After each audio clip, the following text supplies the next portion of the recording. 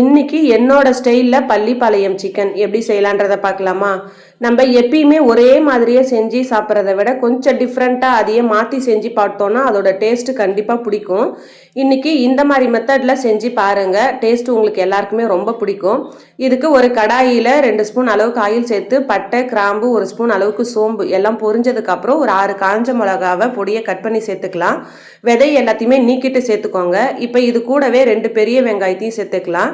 வெங்காயம் கொஞ்சம் கண்ணாடி பதம் வந்ததுக்கப்புறம் 1.5 ஸ்பூன் அளவுக்கு இஞ்சி பூண்டு பேஸ்ட்டு, கொஞ்சமாக வாசனைக்காக கருவேப்பிலை எல்லாம் போட்டு வதங்கினதுக்கப்புறம் 2 பழமான தக்காளியும் அரைச்சி சேர்த்துக்கலாம்.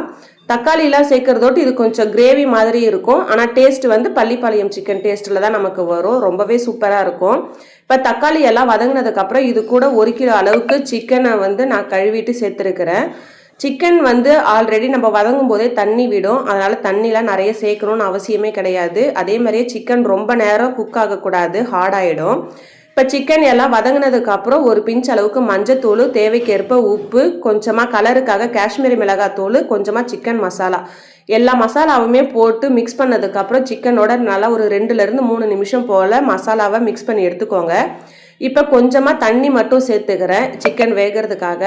இப்போ இது எல்லாம் வதங்கினதுக்கப்புறம் தாராளமாக பெப்பர் பொடி சேர்த்துக்கோங்க. கடைசியாக ஒரு கைப்பிடி அளவுக்கு கருவேப்பிலை போட்டு இறக்குனீங்கன்னா என்னோட ஸ்டைலில் பள்ளிப்பாளையம் சிக்கன் ரெடி ஆகிடும். நீங்களும் கண்டிப்பாக